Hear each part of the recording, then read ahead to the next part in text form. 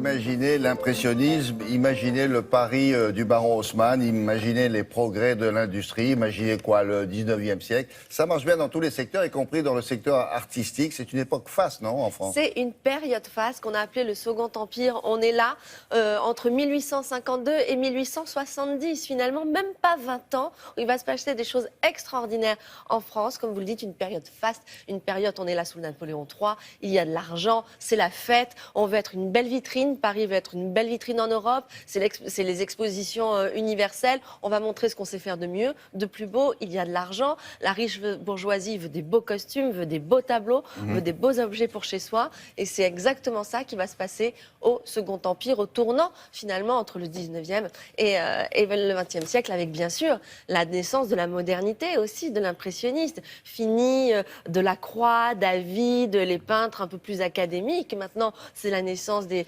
Cézanne, des Monet, enfin de tous ces peintres, effectivement, qui vont donner naissance à l'art moderne. Donc au musée d'Orsay, le musée d'Orsay cette année fête ses 30 ans. Et le musée d'Orsay, c'est le musée de l'impressionnisme. On en a déjà parlé ici, on a déjà fêté les 30 ans du musée d'Orsay. Et du coup, il consacre une exposition finalement à cette période qui résume bien aussi ce début de l'impressionnisme. Donc il était normal que cette exposition ait lieu là. Alors bien sûr qu'il y a des œuvres qui appartiennent au musée d'Orsay, mais d'autres aussi inédites qui viennent de plusieurs musées européens. Et c'est une exposition finalement aussi fastueuse, aussi complète que cette période est riche, parce qu'il y a un nombre d'œuvres d'art, tout art confondu, finalement absolument extraordinaire. Je vous propose tout de suite de rejoindre le musée d'Orsay à Paris.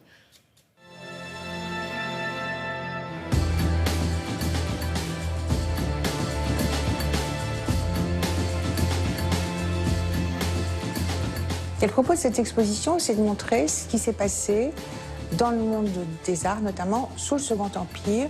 Donc, durant cette période, qui est assez courte, puisqu'elle commence en 1852, elle s'achève en 1870.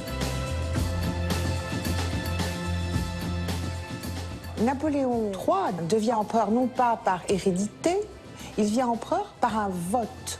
Donc il va devoir se marier, parce qu'il va bien falloir donner un héritier à ce trône, et il va épouser une jeune femme ravissante, Eugénie de Montijo. C'est pas un mariage traditionnel, c'est un mariage d'amour. Et dans cette exposition, nous avons voulu montrer comment ce couple se sert de l'image, se sert de la photographie, se sert du portrait, et comment petit à petit, ces habitudes nouvelles vont aussi gagner certaines couches de la société.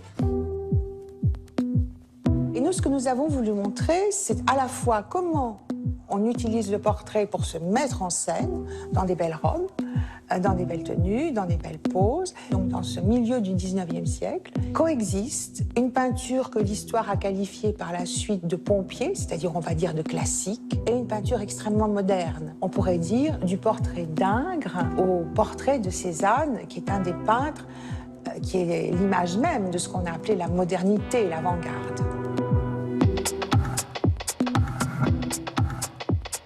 C'est une période faste, effectivement, que le Second Empire. C'est une période d'euphorie sociale, d'euphorie économique. Et tout ça s'illustre dans la manière de vivre. Tout ça s'illustre dans la richesse des intérieurs. On construit beaucoup de nouveaux théâtres, donc on sort, on invente le café-concert. On s'amuse à la campagne, le chemin de fer permet d'aller au bord de la mer. Et ce sont les jeunes peintres, la jeune garde, les modernes qui vont s'emparer de ce sujet. C'est Monet, c'est Manet, c'est Boudin, parce qu'ils veulent peindre en plein air. Nous avons consacré une salle au Salon, qui est l'institution qui permet aux artistes de montrer leurs œuvres, la création. Nous avons choisi celui de 1863. Il y a cette année-là tellement d'œuvres qu'on refuse certains tableaux, dont le Déjeuner sur l'herbe de Manet, qui va être le clou de la partie dite des refusés.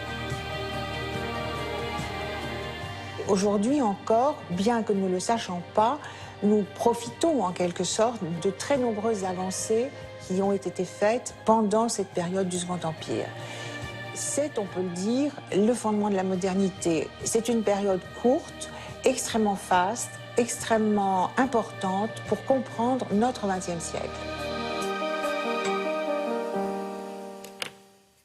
Beau ça. Hein. C'est Mais magnifique. qu'est-ce qu'il y a comme œuvre? C'est énorme. Ah, c'est énorme, c'est colossal, ça n'en finit pas. Comme souvent, comme Ah ils oui, savent c'est le faire au musée Ah d'Orsay, oui, oui. ils ont de l'espace et puis ils aiment bien ce genre d'exposition vraiment qui n'en finit plus. Et ce qui est vraiment intéressant aussi dans l'expo, c'est qu'on voit cette progression, cette modernité. C'est vraiment bien fait parce qu'on voit au départ ces deux portraits de Napoléon III et de sa femme, du mobilier. Et puis on avance, on sent que l'impressionnisme est arrivé, on sent que les chemins de fer sont arrivés puisqu'ils ont pris le train pour aller au bord de la mer. Ouais. C'est les loisirs, ce sont les expositions universelles et on avance effectivement vers cette modernité qui finalement n'est pas si loin de nous non plus et que l'on connaît encore aujourd'hui. C'est évident, cette période-là a fait Elle efface dans art tous les ce que- domaines, y compris le domaine artistique. C'est curieux parce que c'est le progrès de Artistique, l'industrie et ça booste Ce sont les aussi premières artistes. affiches, ce sont les premières publicités, ce Ah sont ouais, ouais. les cabarets, On c'est montre les ça aussi, oui, j'ai vu opérettes, ce les sont les affiches, bals hein. costumés. Voilà. Oui, on voit les bouffes parisiens, Offenbach. Bon. Et l'expo en plus est musicale et sonore. Vous vous baladez aussi avec des airs d'opéra ou d'opérette. Donc c'est plutôt sympa et c'est à voir. Donc au musée d'Orsay jusqu'au 15 janvier. Merci beaucoup, Béatrice. À tout à l'heure. La météo dans quelques instants avec Valérie.